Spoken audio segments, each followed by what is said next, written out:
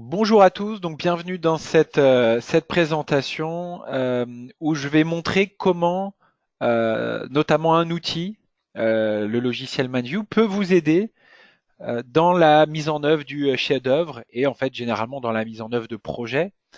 Euh, Ce qui s'est passé, c'est que tout simplement depuis plusieurs semaines et mois, on nous a sollicité, on nous a euh, indiqué cette transformation de la voie professionnelle.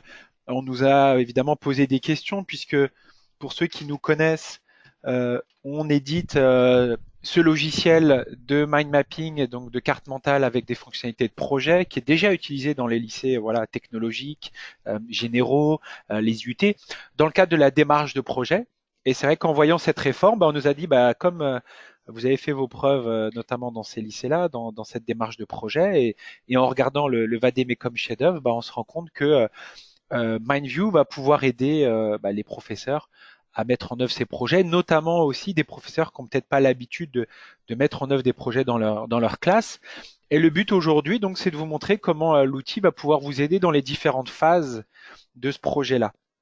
Et donc tout simplement, ce qu'on a fait, et voilà, on a ouvert le Vademecum, on a échangé évidemment avec des professeurs ou inspecteurs, mais on a regardé le Vademecum, on l'a déroulé, j'imagine que vous l'avez tous lu, voilà, qui va expliquer les différentes parties du chef-d'œuvre. Et nous, ce qui nous intéresse, ce qu'on a regardé, on s'est dit qu'on allait partager, c'est dans les différentes phases quand on descend, il y a des méthodes et outils qui sont proposés. Donc notamment mettre en place des réunions, analyser des besoins, recherche d'informations. Quand on descend encore sur une autre phase, faire un brainstorming, un QQO, QCP, faire un planning, etc., etc. Donc nous, dans cette partie outils et méthodes, on a regardé, on s'est dit c'est top parce que MindView peut répondre à beaucoup de ces points-là. Et c'est ce que je vais essayer de vous montrer aujourd'hui. Voilà, donc là, c'est la troisième phase, mise en œuvre, etc. Et donc, d'ailleurs, pour m'aider, moi, à comprendre comment le chef-d'œuvre est expliqué ici, j'ai retranscrit, donc j'ai rien inventé, j'ai juste fait une synthèse ici dans MindView. Je ne vais pas la présenter, mais je pourrais vous l'envoyer si vous voulez. C'est une synthèse que j'ai fait moi, donc elle est peut-être pas parfaite, mais je pourrais évidemment vous la partager. Et donc, ce que j'ai appris dans ce chef-d'œuvre, mais c'est vrai dans beaucoup de projets, c'est qu'il y a différentes phases. Donc déjà, il y a une première phase, déclenchement, réfléchir, mener une réflexion de groupe entre profs, peut-être avec la direction, peut-être impliquer les élèves, quel projet on va mener. Ensuite, vu que c'est un projet quand même assez ambitieux, qui va durer longtemps, où il va y avoir différents acteurs, on va devoir avoir différents revues de projet, rentrer dans une phase de planification et suivi de projet. Euh, Aussi comme c'est un projet voilà, où on va y avoir du numérique, des documents, des ressources numériques, de l'information diverses et variées sous différents formats, des liens, tout ça, on va aussi devoir l'organiser et on va pouvoir le faire évidemment, et c'est ce que je vais montrer ici. Et ensuite, évidemment, projet de groupe, travailler de façon collaborative pour modifier, travailler sur ces projets à plusieurs en même temps. Donc ça plutôt dans la mise en œuvre. Et la partie évaluation, à certains moments du projet, on va devoir rendre compte, donc les élèves ou l'élève va devoir présenter son projet, où il en est, va devoir faire quelques rapports, un dossier. Et aussi, je vais montrer comment en s'appuyant sur MindView, on va pouvoir le faire. Donc vraiment, comment un outil peut vous permettre de mettre en œuvre ce projet ambitieux. Et alors, l'importance de l'outil, c'est toujours discutable, mais euh, voilà, pour planter un clou, est-ce qu'on le fait avec un doigt, est-ce qu'on le fait avec un marteau? Voilà. Il faut toujours se dire quel outil je vais utiliser pour mettre en œuvre le plus facilement possible ce projet, sachant que l'outil doit vous aider, ça doit être voilà une aide, un support, ça doit faciliter les choses et ça doit pas être une contrainte. Donc c'est-à-dire que ça doit être facile à mettre en œuvre, ça doit être voilà le plus simple et surtout répondre à ce qu'on doit faire, formaliser le projet, organiser l'information par rapport au projet, le planifier dans le temps, faire des rapports et c'est ce qu'on fait avec MindView. Et c'est ce que je vais essayer de faire. euh, c'est ce que je vais essayer de faire maintenant. Et donc, euh, si je reviens par rapport à ce que je disais tout à l'heure, déclenchement du projet, Donc, imaginez que vous êtes dans cette réunion de travail entre collègues et on va choisir, on va réfléchir sur le projet. Je vais tout de suite, pour gagner un peu de temps, mais vous allez pouvoir faire des parallèles avec ce que je disais sur le choix du projet. Je vais imaginer qu'on a trouvé notre projet. Ça y est, on sait ce qu'on veut faire. On veut réaliser un robot. Je le prends souvent, mais peu importe.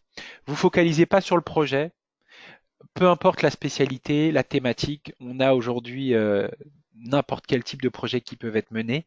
C'est juste là, pareil, l'outil, la méthode qu'il faut regarder ici. Et donc, on s'est dit, voilà, on va faire ce robot et maintenant, on est entre collègues, on va faire cette réflexion. Voilà, qu'est-ce qu'on va devoir faire, les activités, les objectifs, les tâches. On va faire un brainstorming. Et ce brainstorming, comme je vous ai montré dans le Vademecum, hein, vous avez vu, c'est placé dans le Vademecum. Au lieu de le faire sur un tableau blanc, au lieu de le faire sur un cahier dans lequel on va être obligé d'effacer, de rayer, de recommencer, on va le faire en utilisant les cartes mentales. Et je vais utiliser deux boutons. Le bouton sous-branche ici, ça va créer des branches de niveau hiérarchique inférieur. Donc dans ce robot, je vais faire un croquis, par exemple, hop, du robot. Je remonte sous branche, je reclique dessus, hop, ça fait en dessous.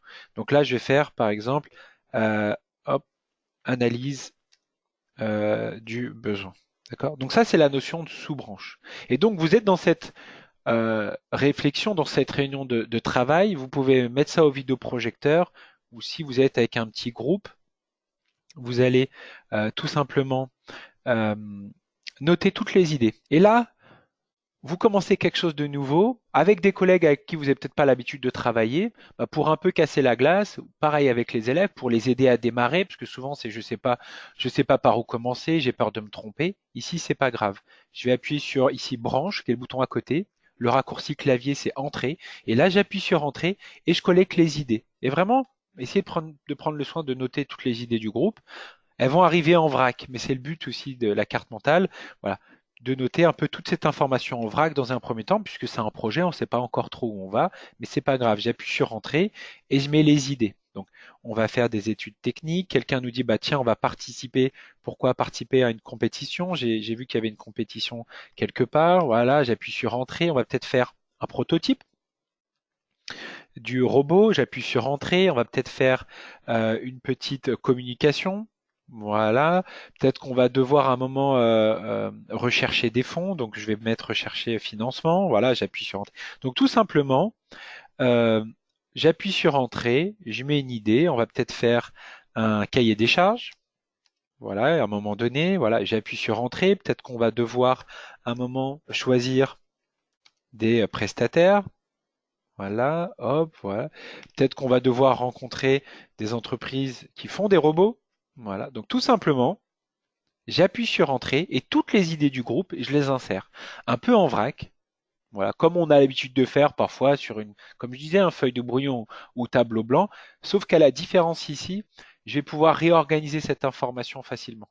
Donc au bout d'un moment, vous allez voir un petit peu plus clair. Après, pendant cette réflexion, vous allez vouloir vous dire, alors attendez, j'ai une partie cahier des charges, prototype, études techniques, je vais peut-être faire dans une partie conception. Donc je crée une catégorie conception. Et là, glisser-déposer, clic gauche, je déplace cette information, tout simplement. Clic gauche, je déplace voilà, cette information. Conception, je vais peut-être faire un prototype. Voilà. Une autre partie, je vois que j'ai études techniques, je sais pas, budget, voilà, je vais faire une partie fabrication. Voilà, hop, clic gauche, je déplace et je réorganise. D'accord. Comme je vous l'ai dit au début, l'outil faciliter cette réflexion. Je vois aussi souvent ces travaux faits dans des tableurs, mais dans un tableur, bah pareil, dès qu'on veut réorganiser cette information, c'est pas simple. Nous ici, clic gauche, on déplace, on organise. Je vais faire une partie à un moment donné, on va dire, allez, marketing, hop, clic gauche, je mets la partie communication, recherche de financement, voilà.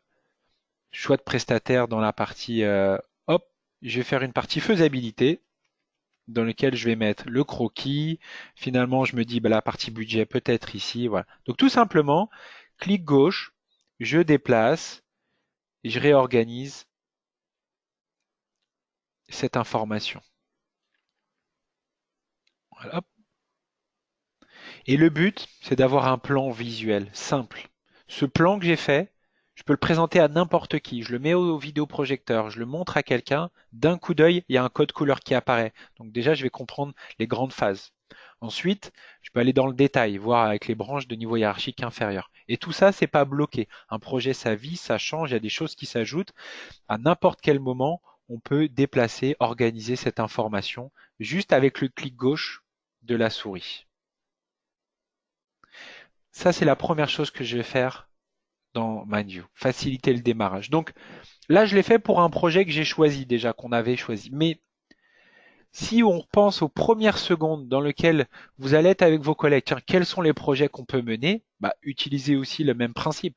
Quels sont les projets? Vous notez les noms de projets, vous y mettez des petits indicateurs dans les branches, vous pouvez y mettre des couleurs, des choses, voilà, des éléments complémentaires.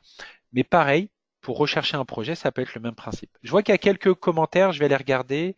Ah, non, c'est bon. C'était des questions de son. Alors, dans le cadre de ce projet-là, pour aussi nous aider à bien voir la hiérarchie de ce projet, souvent on aime bien mettre des numéros, c'est-à-dire phase 1, phase 2 du projet, phase 3 du projet, et après, pareil pour les activités. Ici, on a mis un bouton qui est fait pour ça qui s'appelle numérotation, qui va automatiquement dans le sens d'aiguille d'une montre, numéroter ses branches. 1 faisabilité, 2 fabrication, 3 conception, 4 marketing. On est juste en train de faire un plan visuel euh, dans MindView. Évidemment, comme je disais, un projet sa vie, ça change.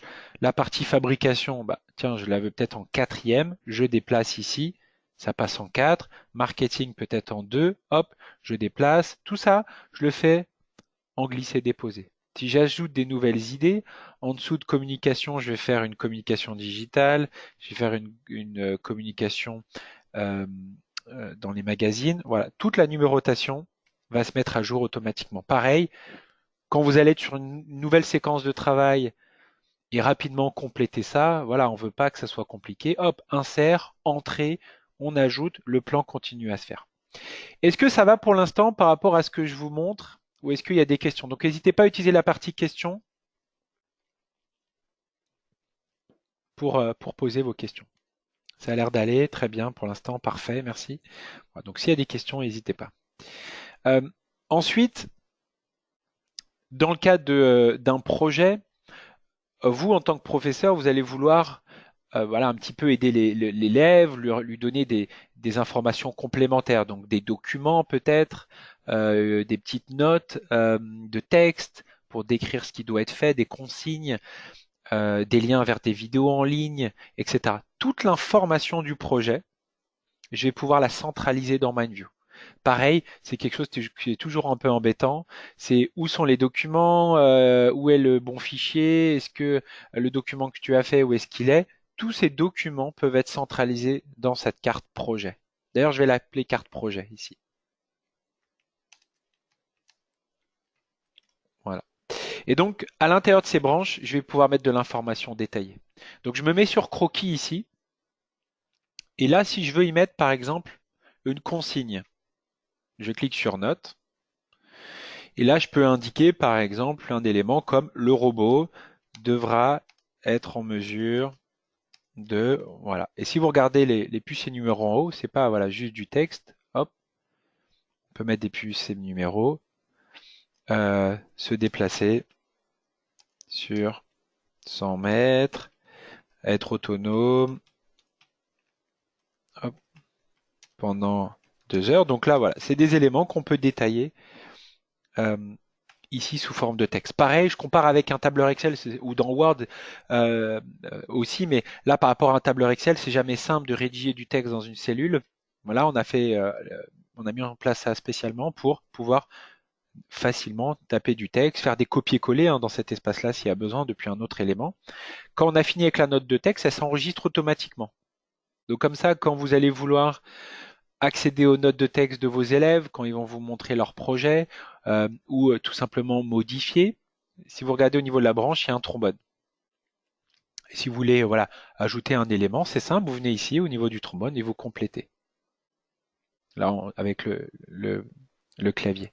Donc simple, c'est que j'ai une vue globale de mon projet et ensuite je complète au bon endroit avec les documents. Imaginez aussi que vous voulez leur donner un exemple de robot. Vous avez trouvé un petit document qui montre comment on peut fabriquer un robot facilement, un premier croquis. Pareil, ces documents peuvent être mis à l'intérieur des branches ici avec objet qui est dans le ruban, comme une pièce jointe dans un email.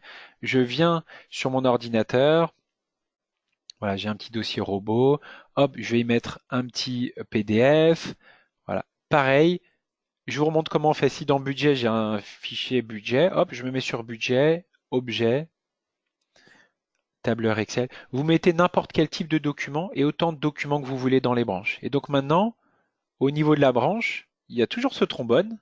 Là, j'ai accès aux documents. Donc l'élève qui va récupérer votre document, ou vous, quand vous allez, pareil, accéder au projet de l'élève, vous allez pouvoir venir ici et consulter les documents qui ont été intégrés euh, dans les branches. N'importe quel type de fichier, des vidéos, des images, du son, des photos que les élèves ont peut-être pris de leur réalisation, euh, etc. N'importe quel type de documents peuvent être intégrés ici. Comme ça, on centralise toute cette information ici. Euh, Autre élément qu'on peut mettre dans les branches, c'est une image. Alors je vais vous mettre ça au niveau de la racine ici. Hop, petite image intégrée ici. Voilà. Donc ça c'est surtout pour illustrer voilà, un démo, illustrer une des phases. Surtout quand on utilise la carte plutôt pour comme support de cours pour illustrer ces notions, ces gestes, bah, on peut intégrer au niveau de chaque branche des images. Et autre élément, voilà, dans la première phase où les élèves ou vous-même allez faire des recherches en ligne, vous allez trouver en ligne des articles en ligne intéressants, des vidéos en ligne. Toute cette information, on ne sait jamais trop où l'organiser. Même principe, on copie l'adresse URL. Allez, je vais faire une petite recherche rapide en utilisant un navigateur web. Je vais ici, exemple de robot. Par exemple, donc vous faites une petite recherche sur Internet, peu importe le navigateur, imaginez, voilà, hop, tiens, un exemple de robot en TPE. Je vais sur le site. Ici, je colle l'adresse du site, copier. Je reviens dans MindView. Hop, je me mets sur Croquis. Et là, j'utilise hyperlien. On va mettre le nom exemple hop, de robot. Voilà. Comme ça, pareil, toutes les informations pertinentes qu'on va vouloir récupérer, on peut, sous forme de page web en ligne, on peut les mettre au bon endroit dans son plan. Et donc, que ça soit des notes de texte, que ça soit des documents, que ce soit des liens, tout ça, on va pouvoir le centraliser facilement. Vous avez vu? Voilà. Donc, construire ce projet et organiser les informations associées. Pareil, comparé avec ce qu'on peut faire du tableur Excel, pas facile de mettre des documents, des liens, ça devient vite un peu illisible. Word, pareil, construire ces documents, c'est un petit peu compliqué, c'est pas fait pour non plus faire des brainstorming. Donc, du brainstorming juste à la construction du projet et organiser les documents. Voilà la première chose que je voulais vous montrer. J'ai quelques questions, je vais y répondre. Euh, alors pour la numérotation, c'est le bouton numérotation qui est dans l'onglet accueil ici, numérotation. Tout simplement, il y a un bouton qui s'appelle numérotation ici que vous pouvez choisir. Alors, comment partager la carte mentale? Est-ce qu'on peut donner accès à d'autres personnes? Alors oui, tout à fait. Et je vais vous expliquer rapidement comment ça marche. Donc, on a un onglet partage ici. Ici, onglet partage, enregistrer en ligne. Donc ici, vous pouvez enregistrer votre carte sur cet espace partagé où il y a des dossiers ou directement sur la racine. Vous l'enregistrez ici et ensuite vous allez pouvoir le partager. Donc ici je prépare par exemple ce projet avec 3 élèves, ensuite je partage en cliquant sur collaborer, j'ajoute les 3 élèves et eux, depuis leur ordinateur, ils pourront venir ici, faire ouvrir en ligne et accéder à votre document que vous leur avez partagé. Et donc en temps réel, c'est-à-dire que plusieurs personnes, donc les différents élèves, vous-même, vous pouvez vous retrouver sur le même document à plusieurs en même temps. Et si par exemple, et ça c'était une des questions aussi, vous voulez empêcher votre élève ou vos élèves de modifier la partie, pour l'instant, je ne sais pas, fabrication, vous pouvez leur mettre ici un verrou, où là vous allez l'empêcher de modifier cette branche-là dans MindView. Et donc, on peut être à plusieurs en même temps sur la carte. Donc si à un moment donné, vous avez un groupe d'élèves peut-être dans un autre cas de figure ou dans celui-ci, mais qui vont faire des recherches sur une thématique, bah hop, ils peuvent se partager la carte et chacun va pouvoir compléter la carte en même temps, donc mettre les sites qu'ils ont trouvés, mettre des petites notes de texte, mettre des sujets, des informations importantes, et comme ça la carte se construit en même temps. Et après pour la restitution, c'est un peu plus simple parce qu'on a déjà une synthèse qu'on peut retravailler ensemble si on le souhaite. Donc ça c'est la partie voilà dans l'onglet partage. Euh, je regarde les questions. Alors pour intégrer la photo, c'est image intégrée. Donc tout simplement pour intégrer du contenu, j'ai utilisé note, image, objet, hyperlien.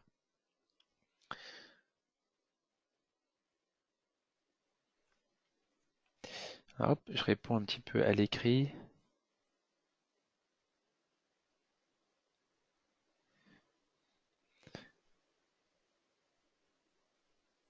Alors, est-ce qu'on peut connaître les personnes qui ont modifié les parties? Oui, il y a une possibilité de le faire, mais ça devient un petit peu compliqué parce que chaque élément est conservé. Donc sur le papier, oui, on se dit ah tiens, j'ai envie de savoir qui a modifié quoi, mais en vrai, comme on va faire beaucoup de choses dans le document, ça devient vite compliqué.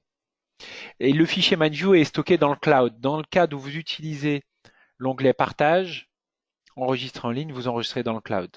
Par contre, le document que vous créez ici, si vous voulez, parce qu'on fonctionne encore beaucoup comme ça, hein, c'est un fichier, voilà, en utilisant la petite disquette, je peux enregistrer en ligne, pardon, en ligne, pas du tout, pardon, je peux enregistrer sur mon ordinateur, sur une clé USB, voilà, un fichier classique que ensuite je partage comme j'ai l'habitude de partager mes documents Word, PDF ou autre. Donc, euh, je crée quand même un document parce qu'il y en a encore beaucoup qui travaillent comme ça. Je prends le document, je le mets sur un espace partagé, un serveur, une clé, un disque dur. Voilà, ça fonctionne aussi toujours comme ça si on le souhaite.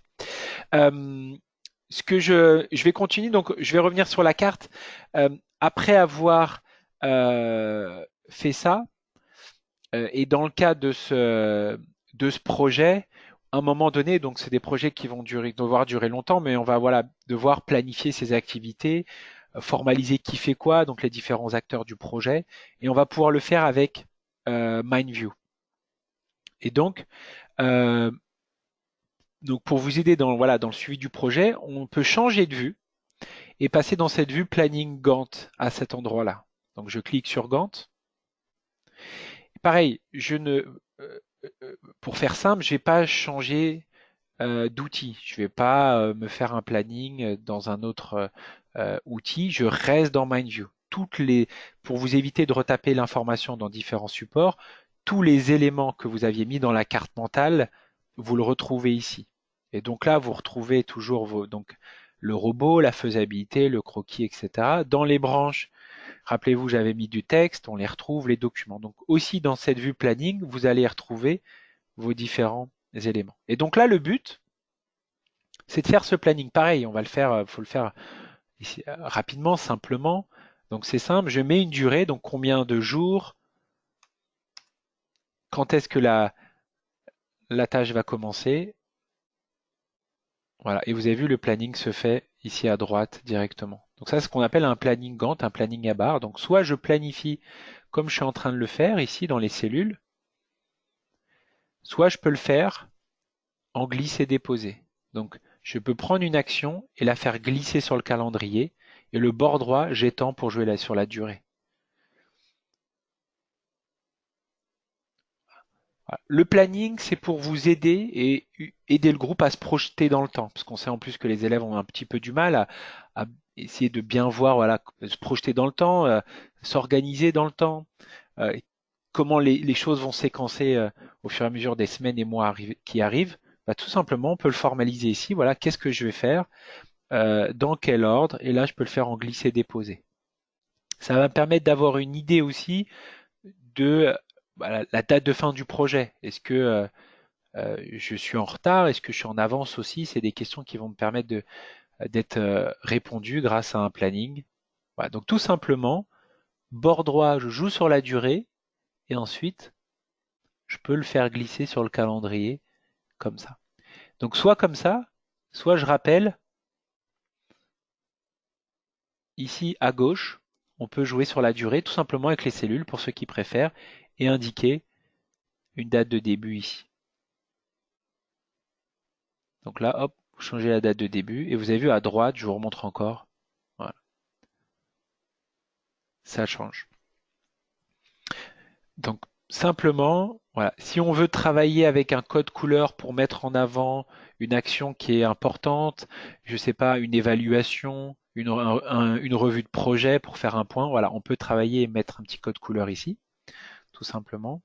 Si on veut, je vais juste hop, modifier deux, trois choses. Si on veut aussi, dans le cadre de ce projet-là, commencer à indiquer sur le qui fait quoi, parce que ça c'est important sur un projet de groupe pour que ça soit bien clair au sein du groupe qui fait quoi. Comme ça, vous aussi en tant que professeur, quand vous faites un petit point, bah, vous avez une vision claire de comment le travail est réparti au sein du projet.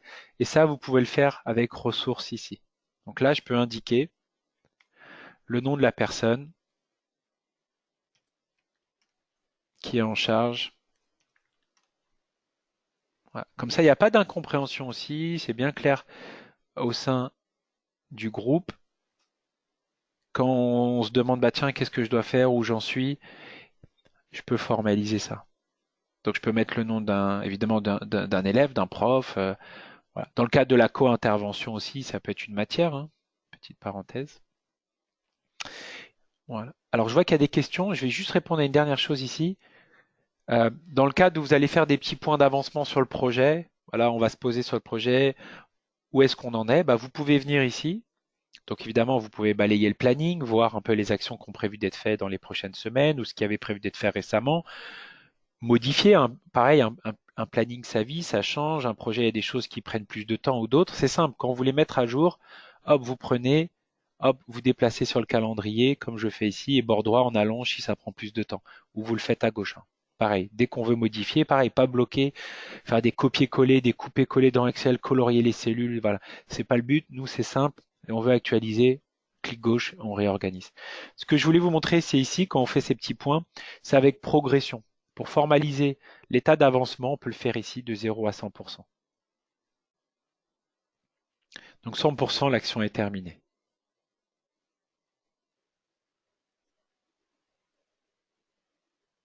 Voilà, donc comme ça, on peut passer en revue et voir où on en est. Alors, je vais répondre à quelques questions, mais juste voilà. Donc là, ce que je voulais vous montrer, c'est comment déjà on peut démarrer avec la carte mentale dans MindView pour réfléchir sur le projet, le formaliser, organiser l'information, et ensuite rentrer dans la partie planification. Je ne change pas d'outil, je reste dans l'outil, je ne multiplie pas les outils, je change de vue et j'utilise les mêmes données. Euh, voilà. Alors pour une question, est-ce que le planning permet de gérer les antériorités? Oui, monsieur, Madame Roland, c'est avec ici prédécesseur. C'est ce que j'ai fait tout à l'heure en glisser-déposer. Donc soit vous faites en glisser-déposer, soit vous mettez le numéro de l'antériorité ici dans la colonne prédécesseur. Donc je vais vous montrer si par exemple on va pouvoir faire le budget quand analyse du besoin sera terminée. Analyse du besoin, c'est la ligne 4. Là ici je tape la ligne 4 et hop, ça va faire cette liaison fin à début à cet endroit-là. Donc ça, c'est les antériorités. Alors, pour collaborer avec MindView, il faut avoir un compte à MindView, évidemment.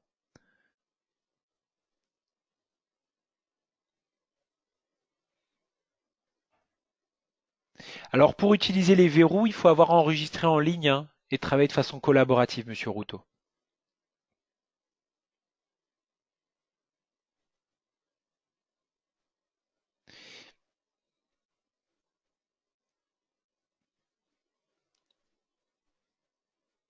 Alors, je vais vous montrer. Alors, la partie collaborative, je vais vous montrer un peu plus dans le détail. Ça marche.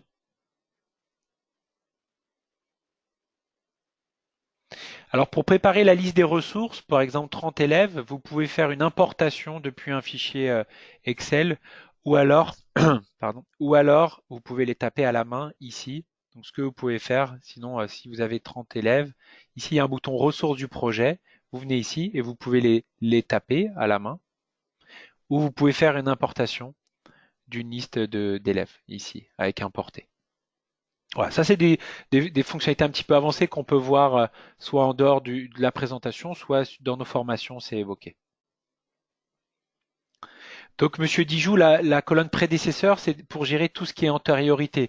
Donc, quand on fait un projet, il y a évidemment des actions qui ne peuvent démarrer uniquement quand d'autres sont finis. Par exemple, je peux commencer à fabriquer mon robot quand j'ai les plans qui ont été validés. Bah, ça, je peux le formaliser avec les antériorités.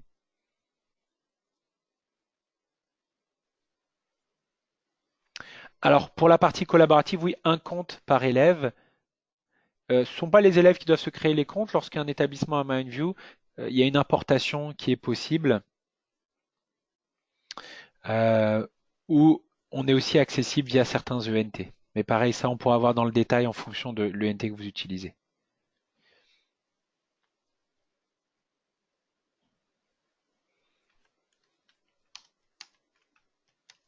Alors, je réponds juste à une question par email.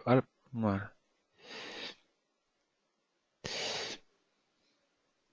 Donc, revenez sur mon écran. Donc, ce que je voulais vous montrer, voilà. Donc, j'ai changé de vue. Je suis passé dans cette vue planning board. J'ai pu mettre mes dates, qui fait quoi, dans le suivi du projet, dans la vie du projet, la progression. Euh, si j'ajoute des choses ici, si par exemple dans la partie fabrication, euh, j'ajoute une action qui est choix des matériaux. Donc là, j'appuie sur Entrée, choix des matériaux.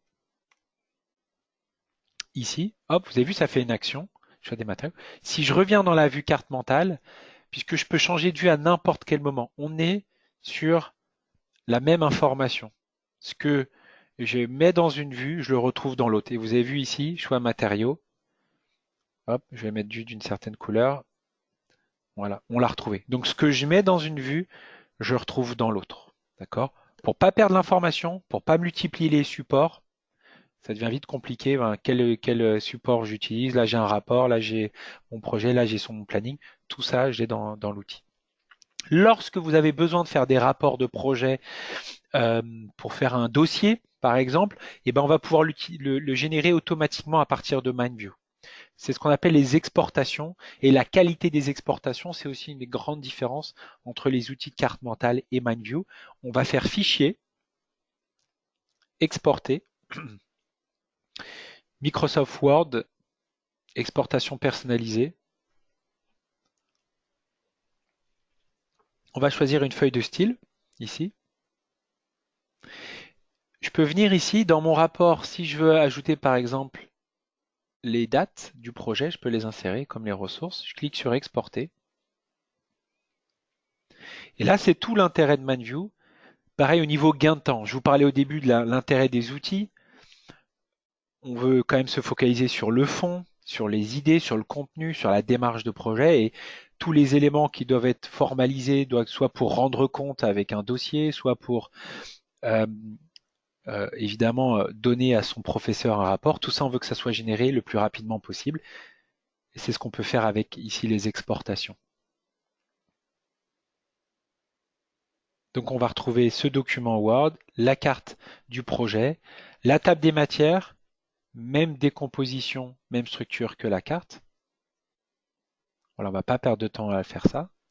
Et ensuite, tous les éléments que j'avais pu mettre au fur et à mesure, on va les retrouver. Rappelez-vous, la petite image, on la retrouve. Rappelez-vous aussi ce que j'avais tapé comme texte dans l'éditeur de notes, on va le retrouver. Et là, j'avais décidé d'ajouter en option les dates de début, dates de fin. On va les retrouver aussi. Les liens vers le PDF, le lien vers la page web de l'exemple de robot que j'avais trouvé, etc., le tableur Excel.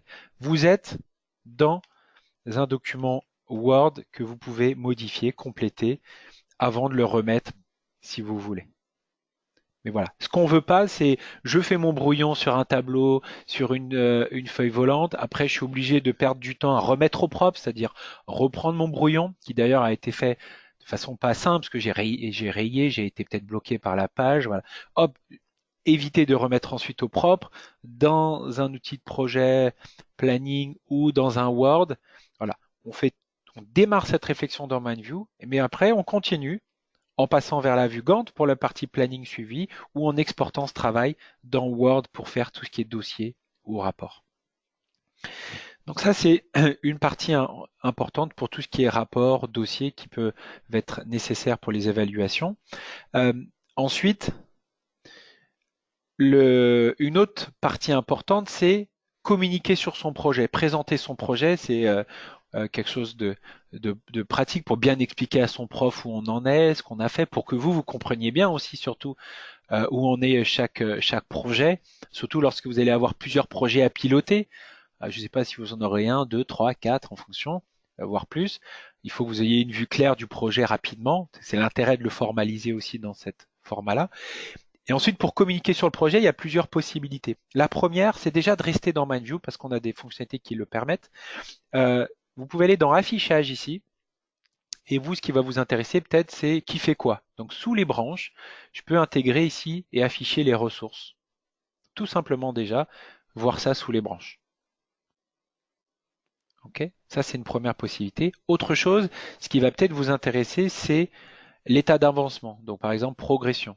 Hop, pareil, je clique sur progression et ça va se mettre sous les branches. Donc là, d'un coup d'œil, vous balayez, hop, vous pouvez voir où on en est. Donc faisabilité ici 74%, marketing 0, conception 0, fabrication 0. Ce qui veut peut-être vous intéresser à autre chose, mais voilà, vous avez compris le principe, c'est les dates. Quand est-ce que, hop, on a prévu de faire ces différentes activités. Tous ces éléments-là, comme je l'indiquais, on les a déjà, puisqu'on a fait notre planning. Et ben hop, on peut les visualiser différemment dans cette vue carte mentale, puisque là, quand je veux présenter ça aussi, si je suis en train de préparer un oral, présenter ça à la classe, ben, je peux présenter directement grâce à la carte mentale. Une autre fonctionnalité pour présenter, c'est de faire un focus sur une branche. Imaginez que vous voulez montrer, ou les élèves veulent montrer que la partie faisabilité.